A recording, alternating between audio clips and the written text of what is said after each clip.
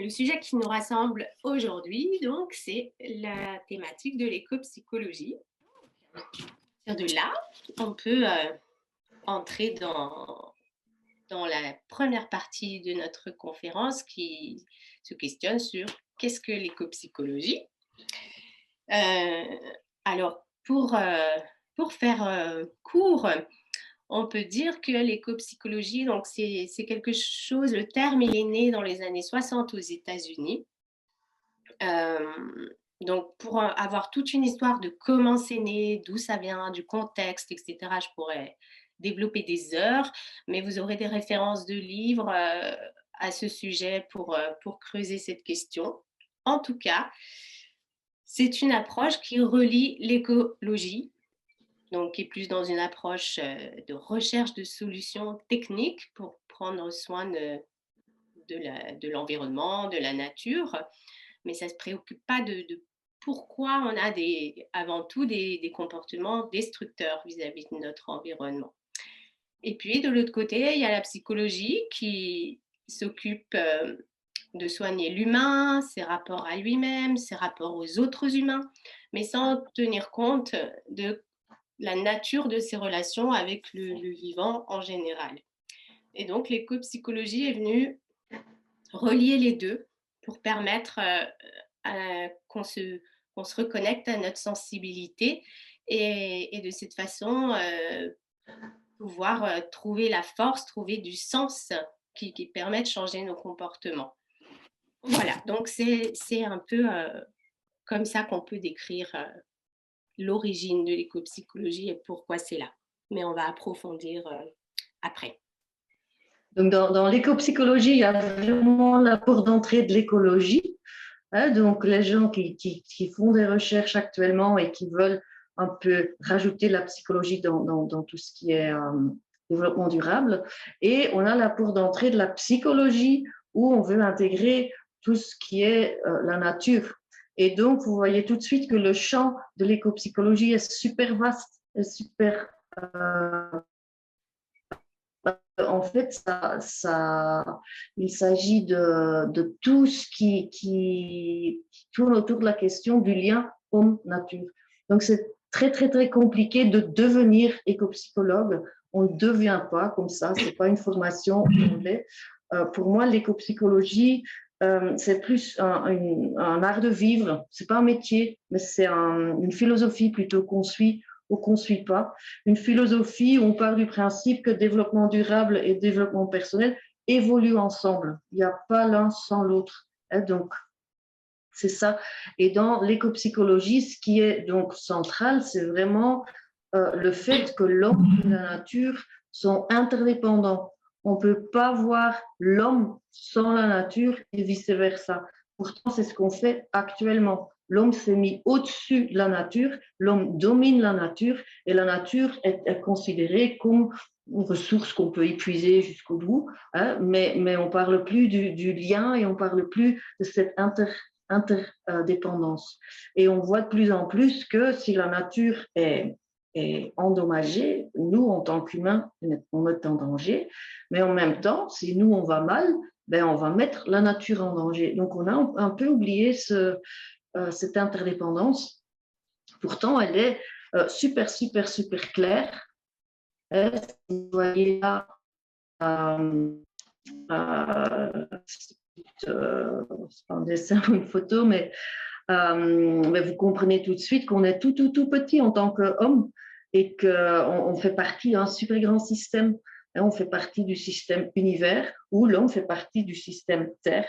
Et dans la biologie, si on dit système, on dit interaction. La définition dans la biologie du système, c'est qu'il y a interaction entre les éléments, sinon il n'y a pas de système. Donc, il y a interaction entre les le veut ou si on ne le veut pas. Donc, actuellement, comme on est un peu dans une démarche où on va utiliser la nature, on a oublié cette interdépendance. Mais dans l'éco-psychologie, on remet l'accent sur cette interdépendance. Donc, dans l'éco-psychologie, on va plus dans la dépendance, dans l'égalité, dans le respect de l'homme et la nature. Un peu comme les indigènes qui n'ont jamais oublié de le faire. on va vraiment voir qu'il y a un impact de tout ce qui nous entoure sur nous, si on le veut ou si on ne le veut pas. Et actuellement, dans les sciences, on est en train de, et c'est pas mal qu'ils le font, mais ça me fait sourire quand même, on est en train de prouver maintenant scientifiquement que la nature nous fait du bien.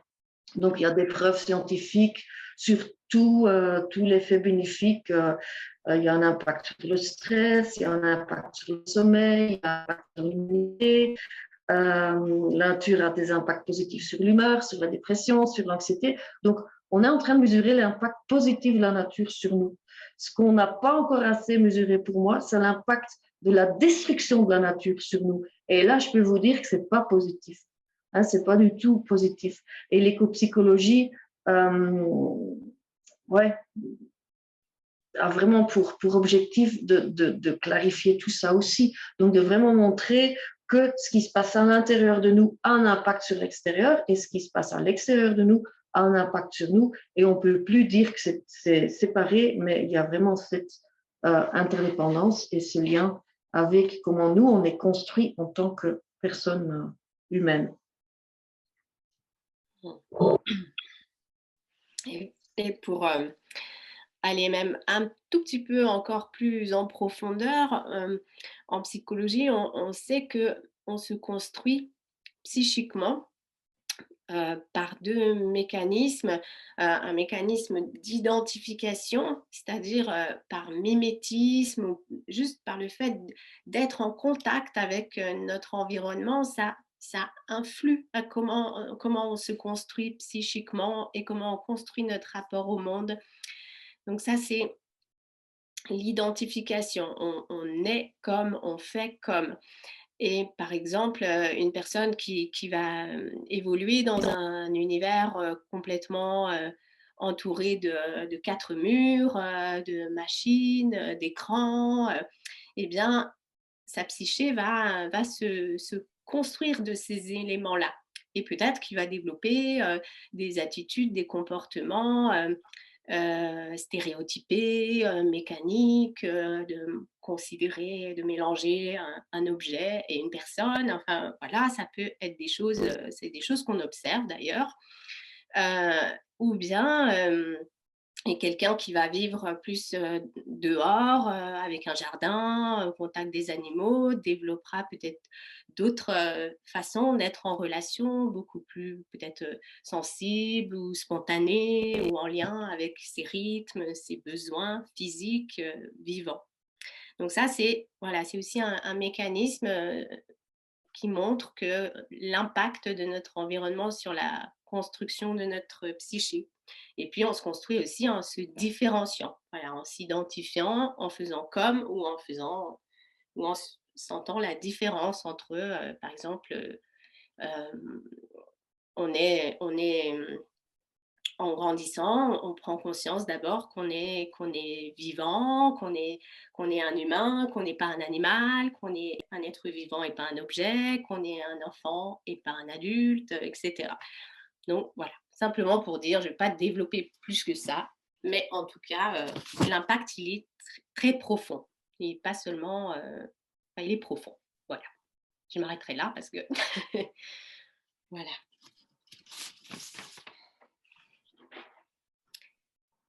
Alors, à quoi ça sert? On a déjà dit un petit peu, du coup, à quoi ça sert l'éco-psychologie. Donc, on a structuré ça, les réponses à cette question en trois parties. Ça sert du coup d'abord à comprendre, parce que nous, en tant qu'humains, on a quand même beaucoup besoin de comprendre pourquoi et comment on en est arrivé là, à cette manière de vivre qui est, on le verra, de façon très coupée de notre lien au vivant et à la nature. Ça sert également à identifier donc les pathologies qui découlent de notre histoire, parce que ça ne vient pas de rien, notre fonctionnement actuel. Et donc, ça donne lieu à des problématiques individuelles, sociétales, écologiques, collectives. Donc, qu'on va énumérer tout à l'heure. Et puis, bah, ça sert évidemment, pour que ça serve à quelque chose, il faut quand même qu'on propose des réponses, des solutions concrètes, des théories pour comprendre ce qui se joue et des pratiques pour essayer de traiter le problème quand même. Donc, voilà, ça sert à ça. Alors, on va rapidement parcourir très rapidement une manière de répondre à cette question de comment on en est arrivé à cet état-là de coupure avec la nature. Et ça, il y a quelqu'un qui l'a bien étudié, c'est Sabine Rabourdin, donc vous aurez aussi les références dans le document qu'on vous enverra. Mais en gros, l'idée, c'est que à l'époque des chasseurs-cueilleurs, donc il y a très longtemps, les humains vivaient dans une sorte de fusion, de symbiose avec la nature. Ils avaient aussi un esprit qui était structuré pas comme le nôtre maintenant. Donc, il n'y avait pas beaucoup de pensée et de mental. C'était plutôt une manière d'être au monde très physique et intuitive et instinctive. Donc, il faisait qu'un avec la nature, pour faire vite. Et puis, progressivement, au fur et à mesure des époques et des évolutions, les humains ont commencé à construire des parcs, à domestiquer les animaux, à commencer à prendre une posture un petit peu au-dessus de la nature. C'est eux qui commençaient à la maîtriser, voilà, à cultiver les végétaux. Ensuite, il y a eu les villes qui commençaient à créer des séparations encore plus marquées avec la nature. Voilà, il y avait la civilisation et puis le monde sauvage voilà, qui commençait à apparaître avec la philosophie. La nature est devenue aussi un objet d'observation. On a commencé à mesurer, à calculer pour comprendre comment s'était fait la vie. Avec aussi l'apport des religions, en particulier la religion judéo-chrétienne, ça a encore ramené une autre coupure. Ça a amené quelque chose de très dualiste en disant que le corps, la chair, c'était pas bien, que l'esprit, c'était bien. Donc, il y a encore eu quelque chose qui s'est brisé dans l'humain. Et puis, avec les grandes explorations, la Terre est devenue aussi un objet à conquérir, à posséder.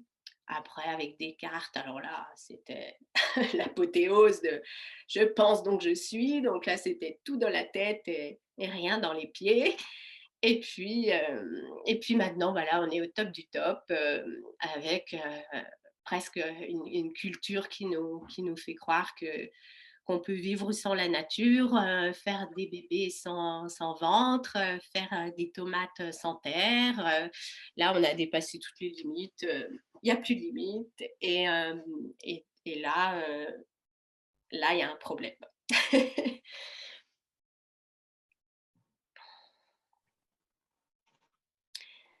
Donc, on en arrive à cette culture actuelle à laquelle l'écopsychologie tente de répondre. Et donc, c'est une culture avec beaucoup de istes, consuméristes, matérialistes, dualistes, individualistes, capitalistes, rationalistes. En gros, voilà, un état d'esprit qui coupe, qui scinde, qui sépare, qui divise, et qui amène à des comportements suicidaires et destructeurs parce que y a, c'est comme si on sait très bien que ce qu'on crée avec ce système-là, euh, c'est de la destruction. On voit bien qu'on détruit notre écosystème et pourtant on sait que notre vie en dépend et pourtant on le fait quand même. Donc, la grande question de base de l'écopsychologie, pour moi, c'est qu'est-ce qui fait qu'on sait qu'on est en train de se tirer une balle dans le pied, mais qu'on le fait quand même? Eh bien, c'est une histoire dissociation, de coupure d'avec notre sensibilité dont je parlais au début. Et c'est donc cette coupure d'avec notre sensibilité, c'est qu'on est devenu insensible à ce qui se passe en nous, à ce qui se passe pour les autres et à ce qui se passe dans le vivant. Si on n'était pas coupé de tout ça, on ne ferait pas ce qu'on fait. Voilà. Et du coup, là, il y a il y a toute une liste, on va voir, de pathologies qui montrent qu'on est dans une culture malade, malade de cette coupure-là, de cette triple coupure-là. Et on verra aussi que actuellement, et si vous êtes là, c'est que vous êtes tous certainement plus ou moins en train de guérir. Donc c'est une bonne nouvelle. On est aussi, là, on arrive aussi à un moment où il y a une prise de conscience de cette coupure-là, chacun à sa façon, et ça crée d'autres formes de maladies, entre guillemets, on a appelé ça des maladies de la guérison.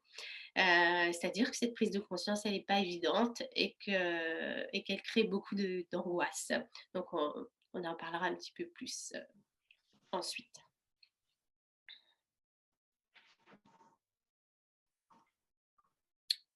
Donc, on va explorer d'abord la première coupure qui est celle du lien à soi. Et cette coupure-là, donc elle se manifeste, on la voit tous les jours, Ilse et moi en tout cas dans nos accompagnements. Et puis voilà, on est tous plus ou moins aussi dans ces souffrances-là, sauf qu'on est plus ou moins guéris. Mais voilà, en tout cas, on peut identifier ce syndrome de dissociation dont je vous parlais, c'est cette difficulté à être en contact avec son corps, avec ses besoins, ses désirs, voilà, avec sa vie intérieure. Et on cultive plutôt une attitude, et c'est la société aussi nous encourage à développer une attitude beaucoup plus tournée vers l'extérieur, le regard, les réseaux sociaux, voilà, faire un mur pour bien montrer comment on a une super vie, mais en fait à l'intérieur c'est pas toujours top top. Voilà, avec toute une panel de pathologies, du narcissisme aussi, où on a besoin de se mettre en avant, de montrer pour se sentir exister. Donc, il y a quelque chose de creux à l'intérieur, de vide. Ça amène aussi du coup à des conduites addictives, donc besoin de se remplir d'activités, de sucre, de tabac, d'alcool, de télé, voilà, pour combler ce vide à l'intérieur, ou bien l'angoisse aussi, ou de ne pas être en contact avec sa vie intérieure. Et puis, ça amène aussi une forme d'intolérance à la frustration, une difficulté à supporter les limites, les contraintes, parce qu'on en veut toujours plus. Là, on est aussi dans quelque chose comme ça, une boulimie de vouloir tout de suite. Voilà, qui nous coupe de nos réels besoins. On se coupe de l'essentiel. Et donc, dans cette coupure du lien à nous, à nous-mêmes, l'éco-psychologie peut vraiment aider. Donc, on voit actuellement qu'il y a beaucoup de gens qui travaillent ou qui vivent vraiment à côté de qui ils sont. Et les gens ne savent plus qui ils sont, ils ne savent plus ce qui leur fait plaisir, ils ne connaissent plus leurs valeurs, ils connaissent plus leurs forces, leurs faiblesses, leurs besoins. Et du coup, il y a beaucoup de maladies de dépression, de burn-out, parce qu'on est vraiment en train de vivre une vie qui colle plus à qui on est. Et dans l'éco-psychologie, en lien avec la nature, ben, on va vous aider à se reconnecter à votre nature, à votre vraie nature, à qui vous êtes, à vous reconnecter aussi à votre corps, à vos besoins, à vos ressentis, à mieux comprendre ce qui vous anime, qui sont vos forces, quelle est votre mission de vie, ce qui vous donne sens du vie. Et en écopsie, il y a vraiment toute une démarche en lien avec la nature, justement, pour se reconnecter à sa vraie nature et à devenir plus authentique. Je ne vais pas dire que tout le monde va mal, parce que là, parfois j'ai l'impression on donne un peu le message que tout va bien. Non, c'est pas du tout ça, parce qu'il y a des super beaux projets actuellement un peu partout dans le monde. Donc, il y a des gens qui sont déjà reconnectés à qui ils sont et ce qu'ils valent. Mais c'est vrai qu'en général, il y a quand même pas mal de boulot pour justement aider les autres à se reconnecter à soi. Et après, on ne peut pas se reconnecter ou faire quelque chose pour la nature si on n'est pas connecté à soi. Ça, c'est le problème. J'ai vu une vidéo et on va vous envoyer le lien d'Arkan Lushwala, c'est un Indien, et on lui demande qu'est-ce qu'on peut faire pour la nature, parce que les Indiens sont quand même beaucoup plus proches de la nature que nous. Qu'est-ce qu'on peut faire actuellement pour tout ce qui se passe là avec les soucis climatiques et tout ça? Et il répond, ce que vous pouvez faire, c'est la deuxième question. Et vous oubliez la première question. Et la première question, c'est qui est-ce que je suis? Parce qu'on ne peut pas faire quelque chose pour l'environnement si on ne sait pas qui on est. Si je le traduis juste dans des mots non spirituels, hein, un médecin peut faire autre chose pour la nature qu'un coiffeur, qu'un garagiste, qu'un boulanger. Hein. Un boulanger, il peut faire attention aux produits qu'il consomme et à tout ce qu'il toute sa chaîne de production, par exemple. Un coiffeur, c'est d'autres produits. Un psychologue ou nous, ben, on a d'autres choses à faire pour la nature que les autres. Donc, il faut d'abord bien comprendre qui suis-je, quelles sont mes forces, quelles sont mes valeurs, avant de pouvoir faire quelque chose pour la nature. Et c'est là où intervient l'écopsychologie et où est la valeur ajoutée de l'écopsychologie, c'est qu'on aide tout le monde à se reconnecter à soi, à sa vraie nature. Voilà, il y a la deuxième coupure, c'est la coupure du lien aux autres. Je donne la parole à Charlotte. Oui, donc cette coupure du lien aux autres, elle se manifeste aussi par d'autres problématiques qu'on rencontre dans nos accompagnements et puis dans le quotidien. On peut appeler ça une forme de trouble autistique, c'est-à-dire que le monde extérieur devient source d'angoisse. Il y a quelque chose qui fait que la culture de l'individualisme dans nos sociétés est tellement importante que l'idée, c'est de se faire croire qu'on est autonome, qu'on se suffit à soi-même et qu'on est en sécurité parce qu'on a une maison, une voiture et un ordinateur, mais voilà, en fait, et donc on se construit comme ça des petites cases, et puis nos psychés sont aussi bien rangées comme ça, et la rencontre avec l'autre, avec la différence, devient parfois peut être vraiment difficile parce que ça vient déranger ces choses rigides qui se sont construites en nous. Et c'est pour ça qu'il y a une sorte d'état d'enfermement quand l'autre qui est différent de nous, du coup, amène sa différence, ça vient perturber voilà, cette rigidité qu'on a construit dans l'individualisme, et aussi cette illusion qu'on est tout seul et qu'on doit se débrouiller tout seul. Et voilà, donc il y a cet aspect-là. Et puis aussi, de par cette coupure d'avec nous-mêmes, avec notre vie intérieure, quand on n'est pas au clair avec ce qu'on ressent, avec nos besoins, etc., on n'est pas capable de poser forcément clairement nos limites et de respecter celles des autres. Et ça peut aussi générer des choses très compliquées dans le lien à autrui, amener de la confusion, de la violence, des conflits. Et donc, la relation à l'autre, c'est un vrai sport et c'est vraiment, ça demande parfois un gros effort dans nos sociétés, sans compter, ben voilà, concrètement, vu comment nos vies sont organisées, c'est vraiment un challenge de nourrir, le lien aux autres, même si on n'est pas atteint d'autisme ou autre voilà, chose pathologique. La société en elle-même fait que on est coupé des autres et que ça demande beaucoup d'énergie de nourrir ce lien, sans compter tout le travail à l'intérieur de nous que ça nécessite. Ouais.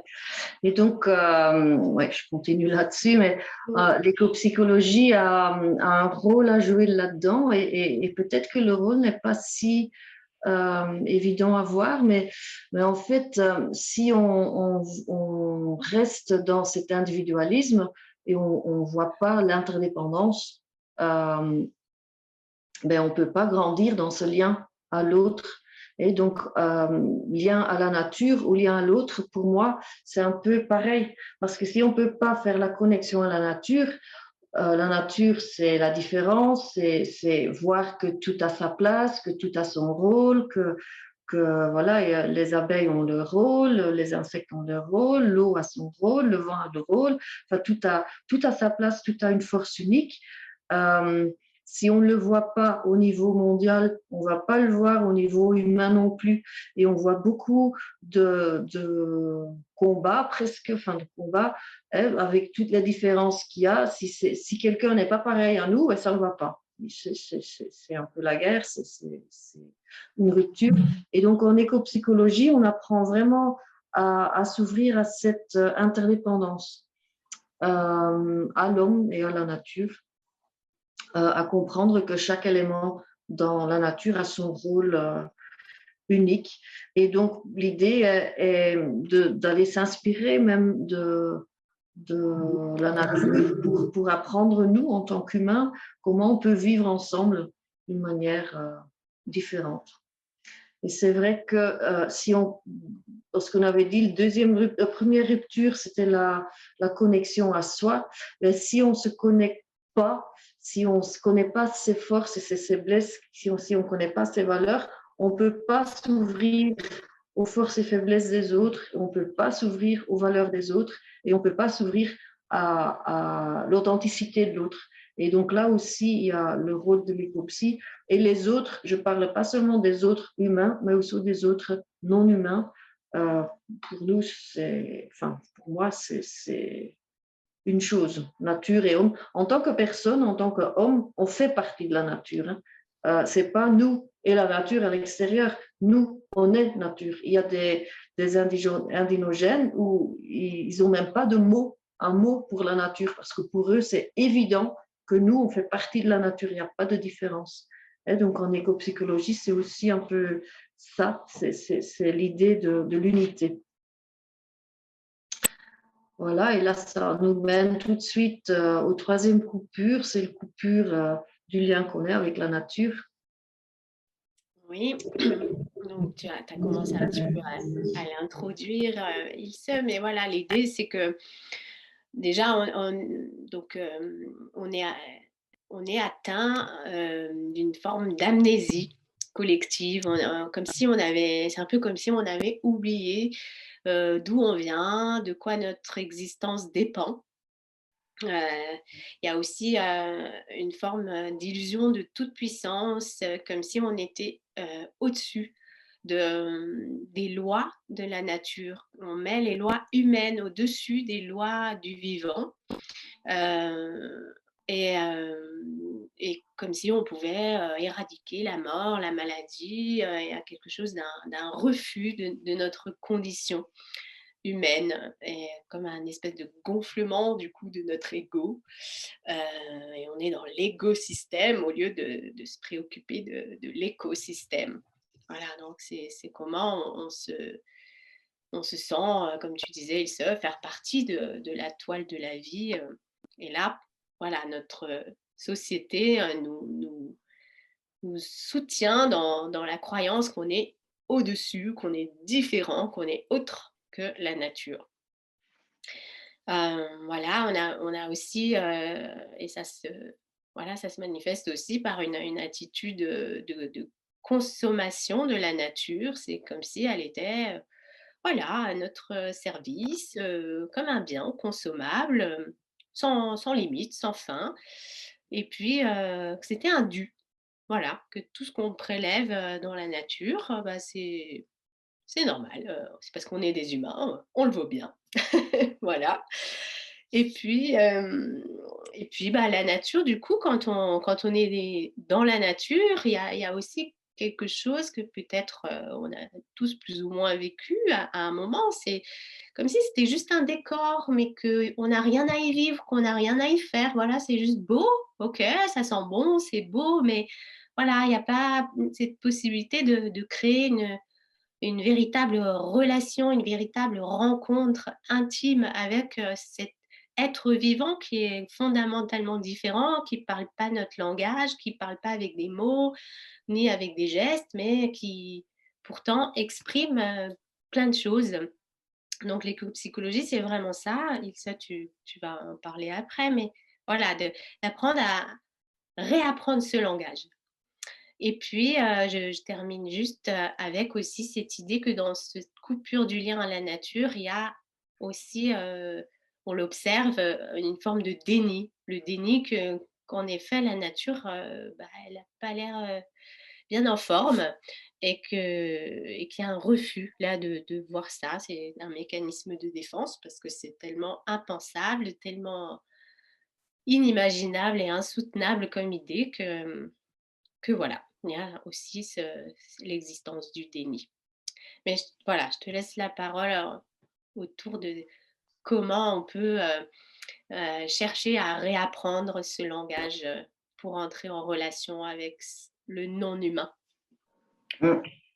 Et c'est là que ça devient passionnant, je trouve, parce que là, on rentre vraiment dans le monde de la nature et l'interaction homme-nature. Donc, l'éco-psychologie peut vraiment aider là à se reconnecter à la nature, mais une reconnexion profonde, hein, où on va vivre en harmonie avec tous les cycles de la nature, avec les saisons, avec la vie à la mort, et qu'on va plus prendre la nature comme chose, mais comme intelligence. Donc moi, je travaille, ouais, mon travail c'est à l'extérieur. Hein, je me connecte avec des groupes, je me connecte avec des personnes, je me connecte seule. Pour moi, la nature, c'est pas une chose. Pour moi, la nature, c'est vraiment une intelligence ou une conscience qui réagit. Et les gens qui ont un chien ou un chat ou même des poules, vous savez que les animaux réagissent. Ils réagissent sur nous. Il y a une interaction. Vous pouvez communiquer avec les animaux. Et là, tout le monde est d'accord. Si moi, je vous dis que moi, je peux communiquer avec un arbre, ça devient plus compliqué. Les gens vont dire oui, oui, mais les animaux, je comprends, mais les arbres, quand même. Hein. Et si, quand même, parce qu'il y a une communication possible avec le non rationnel, avec le non tangible, mais vraiment avec l'énergétique. Et c'est vrai qu'un arbre ne parle pas. Hein. Moi, enfin, si tu sors, tu ne vas jamais avoir une réponse parler de l'arbre qui dit, ben voilà, écoute, il sait ce que tu vas faire, c'est ça. Mais l'arbre, si on se connecte quand même à l'arbre, au nuage, enfin, tout, à la nature, tout d'un coup, on sent les réponses, on les sent avec son intuition, on les sent avec ses antennes sensibles, avec ses sens. Tout d'un coup, on sait, tout d'un coup, il y a une idée qui arrive. Ah, c'est ça la connexion à la nature et c'est ça l'interaction avec la nature. Et c'est là où, en écopsychologie, on peut vraiment faire un bon travail parce que c'est là qu'on a oublié comment faire. Hein. Et l'écopsychologie, pour moi, c'est pas une nouvelle discipline dans la psychologie ni dans l'écologie. Pour moi, et je pense pour Charlotte aussi, on est en train de réinventer ce que les peuples premiers n'ont jamais oublié. Hein. On est en train de, c'est pas réinventer, mais on est en train de se reconnecter à ce que nos ancêtres ont fait intuitivement. Donc, on commence à se connecter à des subtilités qu'avec le rationnel, oui, on ne capte pas, c'est vrai. Si on va avec la tête, qu'avec la tête dans la nature et pas avec le cœur ni avec le ventre, bah, c'est une chose dans la nature, une chose à exploiter. Si on y va avec le cœur et avec le ventre, ça devient une intelligence ou une conscience. Et la nature, pour moi, elle communique aussi par la synchronicité. Et donc, il y a des choses qui se passent dans la nature. Il y a des interactions. Il pleut au bon moment. Il y a des branches qui tombent au bon moment. Il y a des renards qui se montrent au moment. Ça, toutes ces synchronicités, c'est une genre d'interaction, une genre de communication de la nature. Et donc, l'écopsychologie, si on est un peu dans cet état d'esprit-là, qu'on peut se connecter à la nature, mais avec autre sens que le rationnel, on va évoluer aussi vers comment dire, moins de peur de l'incontrôlable, parce que c'est ce qu'on a un peu si on reste dans le mental, c'est qu'on a vraiment peur de tout ce qui n'est pas incontrôlable. Si on se connecte à la nature de manière plutôt énergétique, ça fait partie de notre vie et on plus dans l'instant et moins dans l'amplification du futur et de tout ce qu'il faut faire. Dans le livre de Marie Romanence et Patrick, il parle je vois qu'il n'y a pas beaucoup de qualité. J'espère que vous m'entendez encore bien. Il parle de 3 périodes dans l'humanité. Donc la période pré-rationnelle, et c'est un peu la période intuitive, hein, où les gens avaient des croyances un peu, nous on dit un peu bizarres, mais c'était plus un monde spirituel, je crois, que maintenant. Donc le monde intuitif, où les gens étaient vraiment connectés par l'intuition à la nature et par l'énergétique et par l'invisible et par la magie même. Hein. Après est venue la période rationnelle où on oublie tout ce qui est intuition. Intuition, c'est dangereux, c'est pour les sorcières, c'est pour les femmes, c'est tout que pour la société moderne. Et on passe vraiment dans le rationnel. On va utiliser la tête et on oublie tout le reste. Mais avec tous les dégâts que ça a fait et qu'on voit maintenant, on a coupé de tout. On est coupé de soi, on est coupé de l'unité. Et donc, dans leur livre, il explique qu'il faut aller vers une période transrationnelle. Et transrationnelle, c'est vraiment la période où j'espère qu'on va aller là et où l'écopsychologie peut nous aider pour y aller. C'est une approche où on peut combiner l'intuition et le rationnel, mais à un niveau supérieur. Donc, on ne va plus partir dans les croyances que si on n'a pas fait ce qu'il fallait, que le tonnerre ou l'orage vient nous punir. Hein. On n'est plus dans cette optique-là, mais où on va quand même intégrer l'intuition dans notre vie et le connecter à notre côté rationnel. Et c'est là aussi où l'écopsychologie, enfin le domaine, a comment dire, son travail à faire. Voilà. Et donc, je veux juste vous montrer, je ne sais pas pour ceux qui parlent un peu en anglais et en néerlandais aussi, hein, le néerlandais c'est ma langue maternelle, pour le mot solitude ou seul, hein, c'est le mot alone. Mais alone, en fait, ça vient des 2 mots qui ont été collés, c'est all one. Et donc, le contraire de se sentir déconnecté ou de se sentir seul, c'est de sentir all one ou de sentir tout est un, sentir en unité.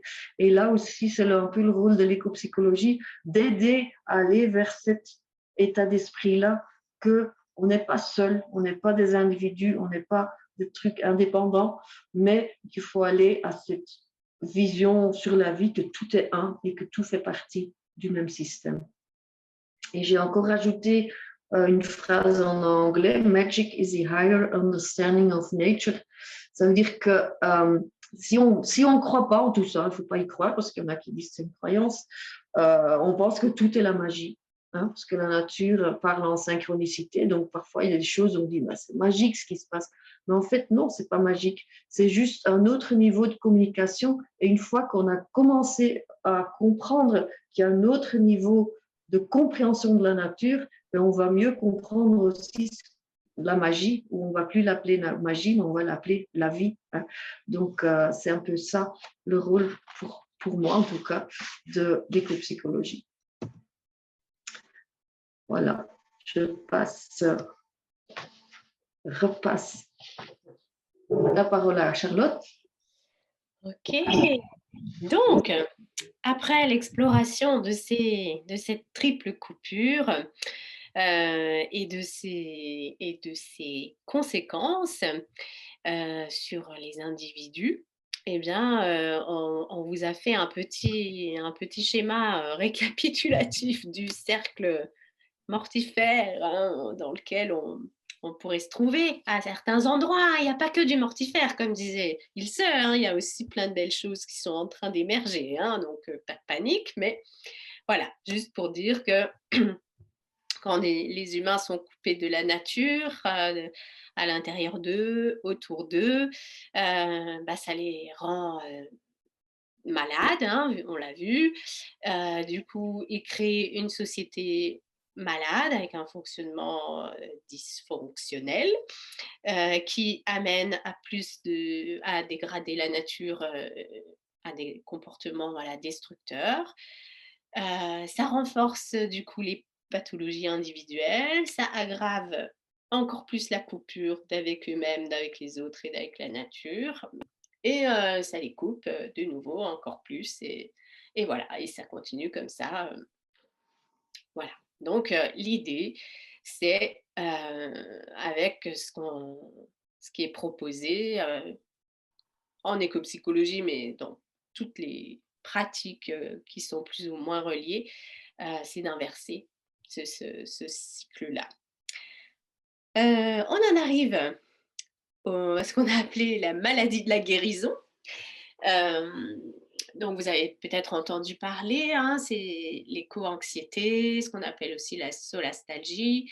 Euh, donc, c'est un état, souvent avec beaucoup d'angoisse, qui peut même amener à des états de tétanie, où c'est vraiment difficile, voire impossible de se projeter dans l'avenir, parce que c'est un temps de prise de conscience ou à une sorte d'éveil qui peut avoir lieu soit lors d'un changement de vie, d'un burn-out, d'une rencontre, d'une lecture. En tout cas, il y a un moment où bim, on se rend compte que ça ne fonctionne plus, qu'on ne peut plus fonctionner comme on a fonctionné avant, qu'on vit dans un système qui ne va plus pas dans le sens du vivant.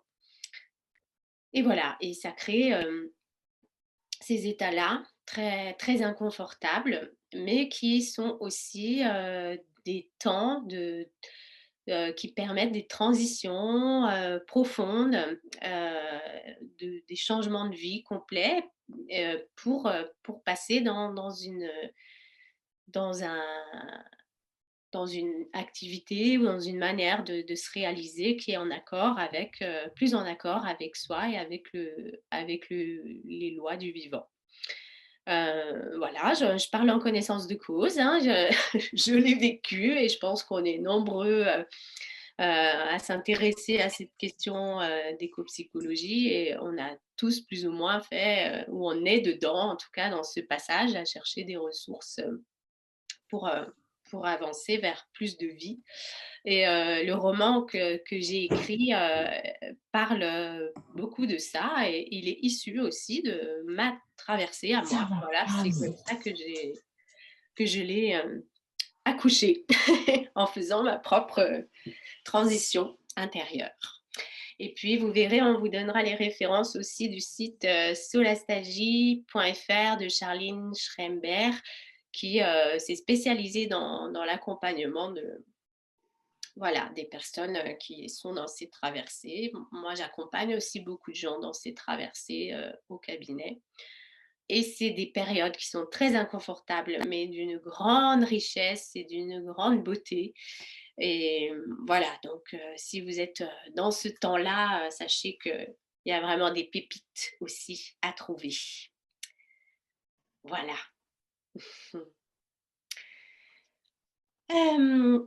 Ensuite, grande respiration, on avance et on passe donc dans la présentation un petit peu des pratiques de l'éco-psychologie.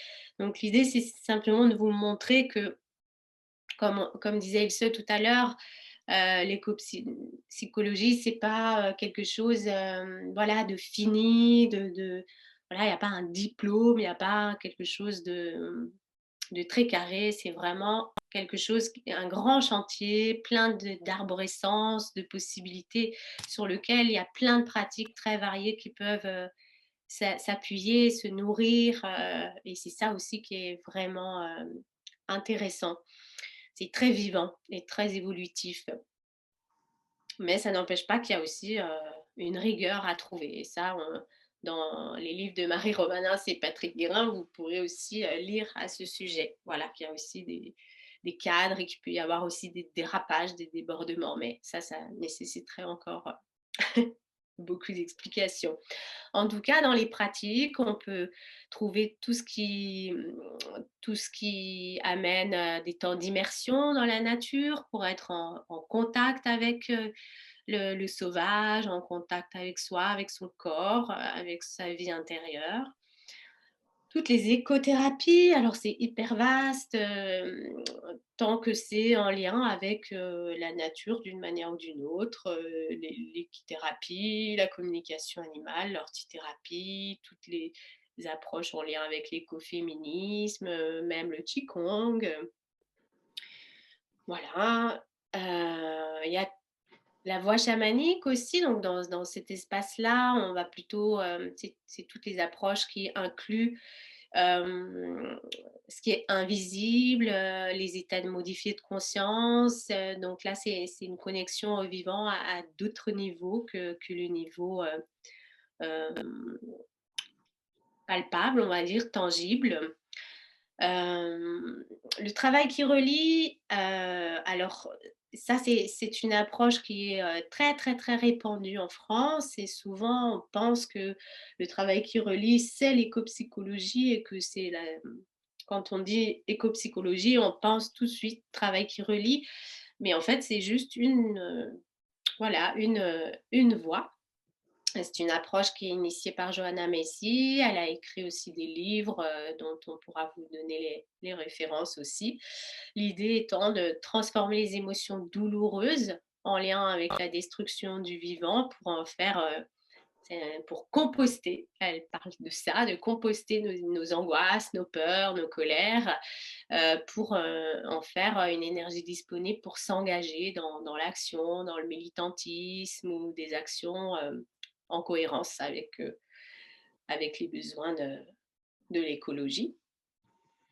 Et puis, tout le domaine des écothérapies, où nous, avec Ilse, on s'inscrit plutôt dans cet espace-là, où l'idée est de prendre soin du lien entre l'humain et la nature de façon intime, intérieure et consciente.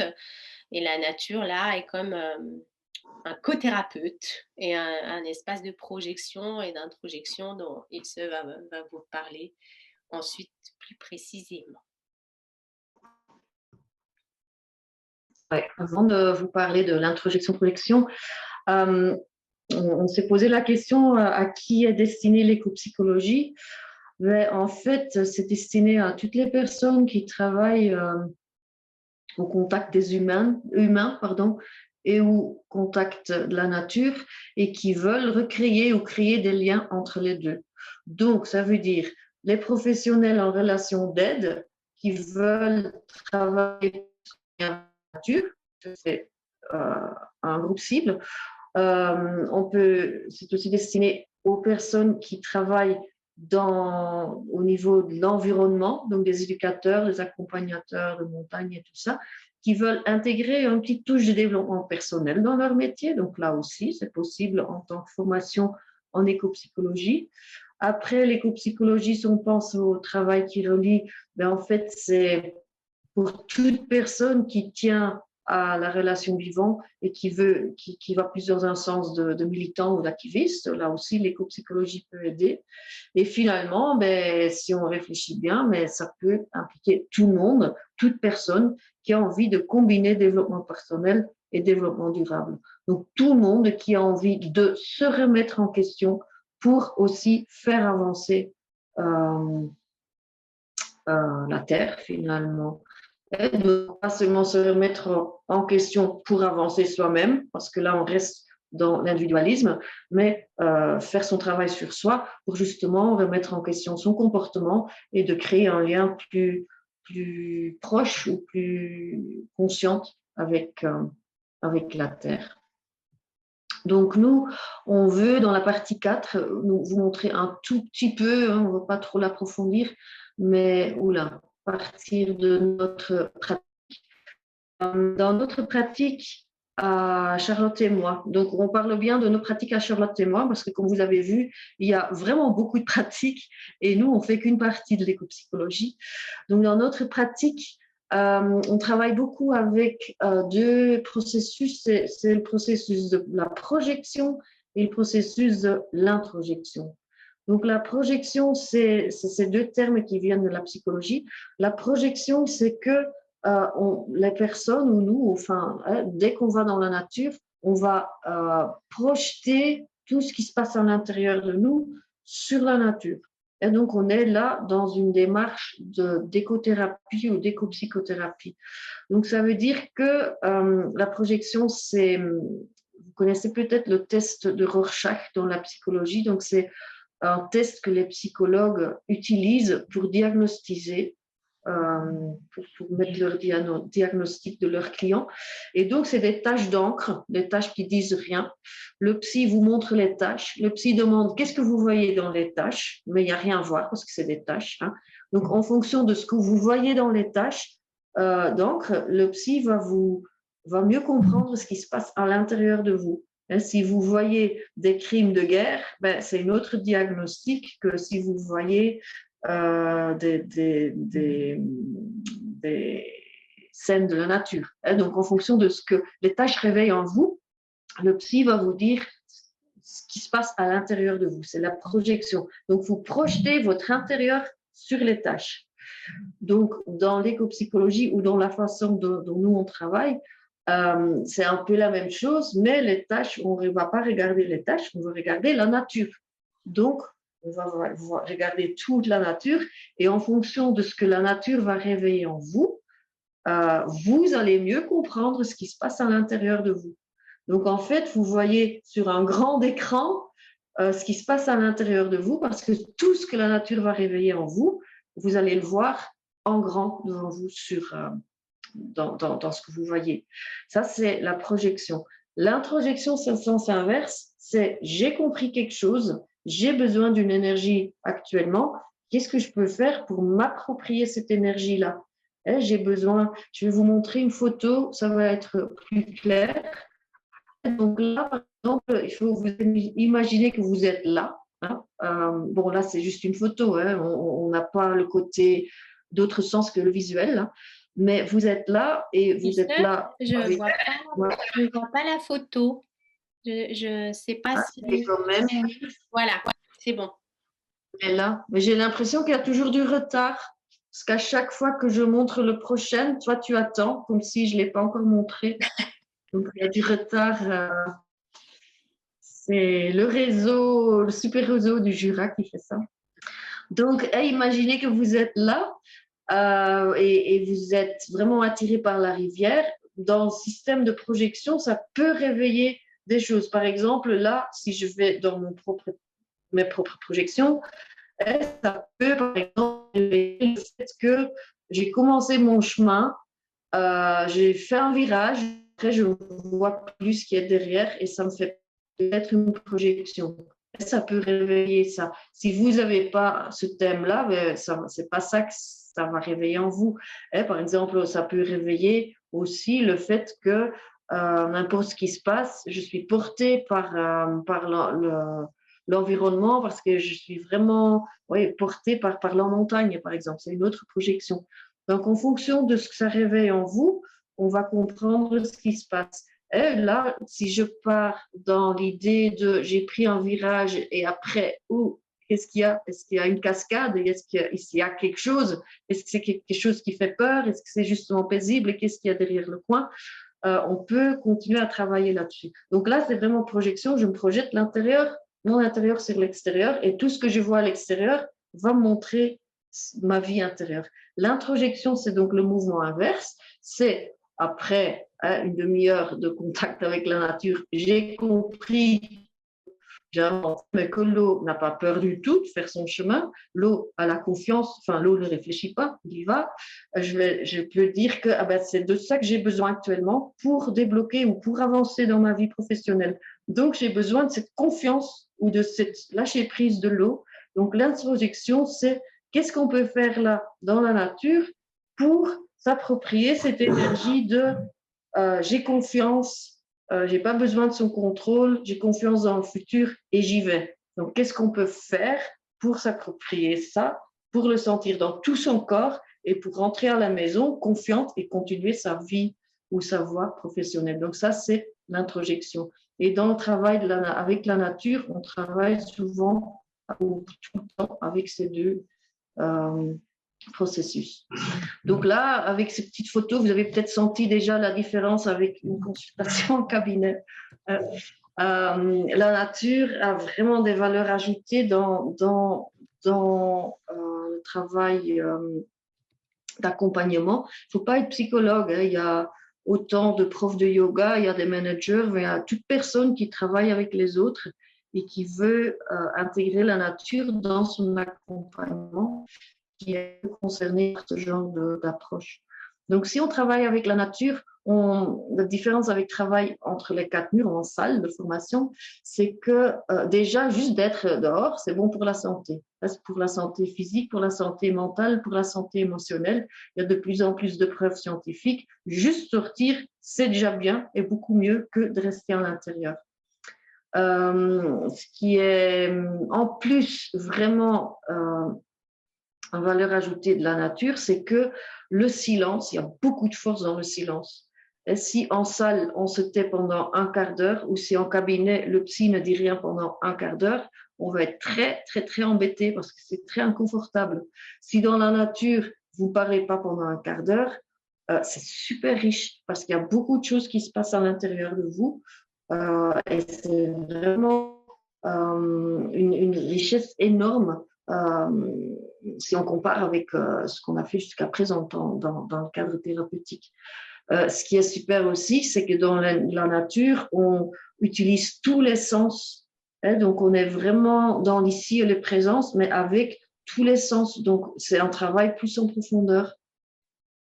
Je vais peut-être pas tout approfondir, mais voilà, les forces de métaphore, par exemple, dans la nature, on travaille beaucoup avec les métaphores et avec les symboles, mais c'est scientifiquement prouvé que les métaphores, ça touche vraiment un niveau de conscience plus profonde. Donc, si on travaille avec des métaphores, on travaille avec l'inconscient, le subconscient. Hein, donc, ça, on fait un travail plus en profondeur. Avec la nature, on arrive aussi, je saute un peu quelques trucs, mais on se connecte vraiment à sa sagesse intérieure. Donc la nature fait remonter l'intuition, fait remonter des idées, fait remonter des réponses. Et en fait, ça aide vraiment à se connecter à nous, à notre sagesse intérieure, à notre intuition profonde. Et donc les réponses viennent plus de quelqu'un d'autre, mais les réponses viennent de vous. Tout d'un coup, vous avez compris parce que l'intuition ou la nature a parlé, hein. L'intuition tout d'un coup, vous avez compris des réponses ou des ressources. Voilà. Donc, on travaille beaucoup avec sa sagesse intérieure et on travaille beaucoup avec la magie et les synchronicités, ce qu'on n'a pas non plus en salle. Et donc, dans la nature réagit. Hein. Si vous faites par exemple l'équithérapie, pour ceux qui l'ont déjà fait, des chevaux réagissent tout de suite. S'il y a quelque chose qui est changé en vous, le cheval change de comportement. Hein. Là, c'est clair, c'est net, mais ce n'est pas seulement avec les chevaux, c'est avec tout ce qui se passe dans la nature. Dès que vous avez travaillé quelque chose en vous, vous allez le voir dans la nature qu'il y a quelque chose de changé. Hein. Donc, parce que la nature, la synchronicité, et c'est une puissance dans comment dire, dans l'approche. Voilà, donc c'est un peu, enfin, je ne vais pas approfondir tous les points forts parce qu'il y en a beaucoup, mais c'est les principales. Donc, en conclusion, on pourrait conclure plein de choses, mais on a choisi de conclure que l'éco-psychologie est finalement une approche récente et en même temps ancestrale. En gros, elle n'a pas inventé la poudre. C'est, voilà, elle s'enracine beaucoup dans ce que les peuples racines n'ont pas oublié. Et donc, c'est comme si elle créait un pont entre ce lien à la nature et au vivant, instinctif, intuitif des peuples premiers. Et puis notre fonctionnement à nous, ça nous ramène ces sagesses-là. Les peuples racines, pour eux, enfin, quand on dit à un occidental, qu'est-ce que la nature, il va répondre spontanément, bah, c'est les arbres, c'est les oiseaux, c'est les nuages.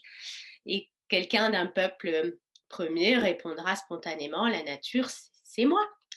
Voilà, donc c'est pour renouer avec cette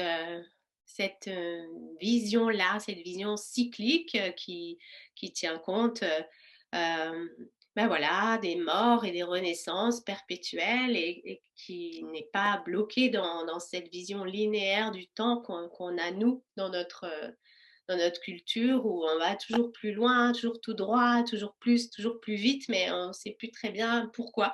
Ça n'a plus de sens. Voilà, ça nous relie aussi au mouvement, à se réhabituer à cette capacité à surfer dans les vagues, dans les transformations, à rester souple physiquement, psychiquement, émotionnellement, dans notre capacité à nous transformer et pas rester dans nos rigidités, dans nos petites boîtes, comme je disais tout à l'heure. Ça nous, c'est aussi une invitation à reconsidérer la Terre comme étant une mère et un être dont on a à prendre soin de l'équilibre, de ses besoins. Il n'y a pas que nous qui avons des besoins, il y a aussi celle qui nous porte. Voilà, c'est aussi nous ramener à cette conscience qu'on fait partie d'un tout et qu'on a tous un rôle à jouer dans ce tout. Et puis que les lois de la nature sont au-dessus des lois humaines et pas l'inverse. Et que parfois l'humain, avec son ego surdimensionné, eh bien, il crée des lois, puis il les change quand ça l'arrange aussi. Euh, mais il oublie trop souvent que pour que lui puisse faire ses petites lois, il faut que au-dessus, il y ait des grandes lois qui soient respectées, sinon ça ne le fait pas.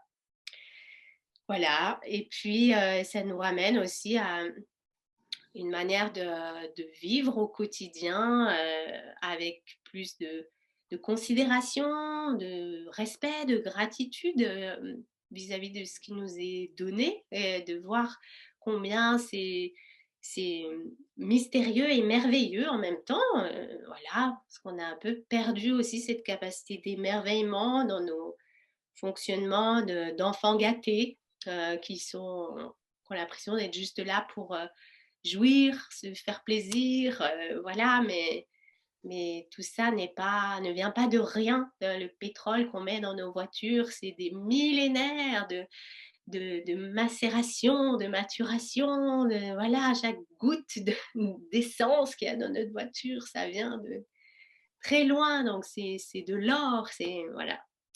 Donc c'est aussi un retour au sens du sacré.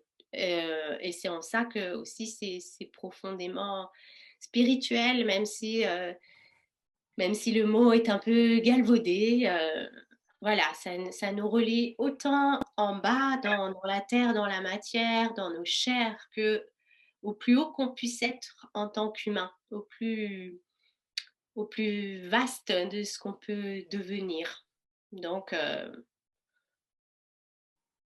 voilà, c'est un vrai chemin, mais je pense qu'il vaut le coup pour voilà, comprendre, restaurer et réenchanter le lien entre l'homme et la nature.